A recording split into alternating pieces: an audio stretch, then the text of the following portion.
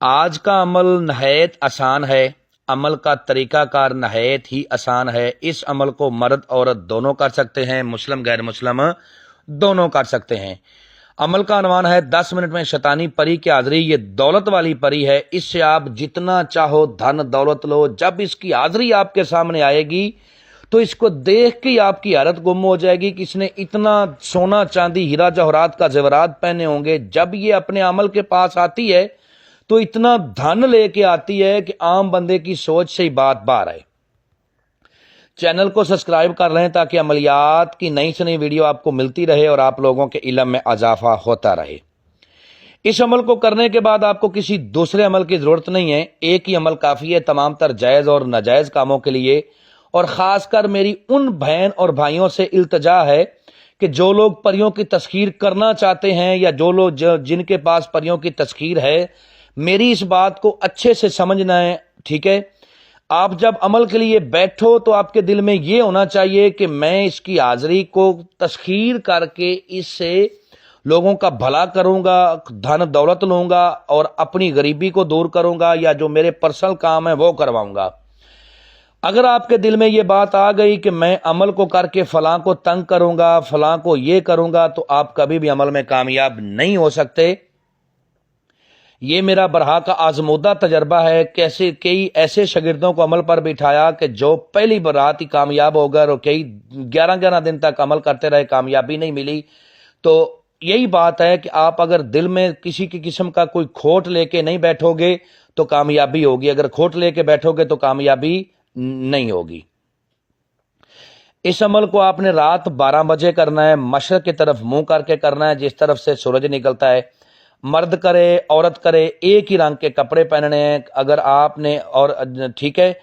اور اس عمل کو آپ روم میں بھی کر سکتے ہو، کھلے آسمان کے نیچے بھی کر سکتے ہو، ویران قبرستان میں بھی کر سکتے ہو، جنگل میں بھی کر سکتے ہو۔ جگہ پرسکون ہونی چاہیے، عمل والی جگہ پر آپ اکیلے ہوں، تنہا ہوں، کوئی دوسرا شخص آپ کے پاس نہیں ہونا چاہیے۔ عمل کے لیے جو سامان آپ کو چاہیے اس کو نوٹ فرما لیں۔ سب سے پہلے آپ نے اگربتیوں کا ایک پیکٹ لینا ہے، ٹھیک ہے؟ کوشش کریں کہ سندل کی اگربتی آپ کو ملے۔ 3 عدد آپ نے کورے چراغ لینے ہیں اور ایک عطر لینا ہے، عطر گلاب لینا ہے، ٹھیک ہے؟ عمل والی جگہ پر شور گول نہیں ہونا چاہیے، روم کو اچھی طرح سے صاف کر لینا ہے اور پھر آپ نے عمل کرنا ہے۔ تینوں چراغوں کو رات 12 بجے آپ نے خوشبودار آئل ڈال کے روشن کر دینا ہے، اگربتیوں کو آپ نے جلا دینا ہے، ٹھیک ہے؟ اور تھوڑے سے بہتے ہوئے کولوں کے اوپر آپ نے گگل لبان اور عود ڈال کے عمل کے منتر کو پھر شروع کرنا ہے پڑھنا۔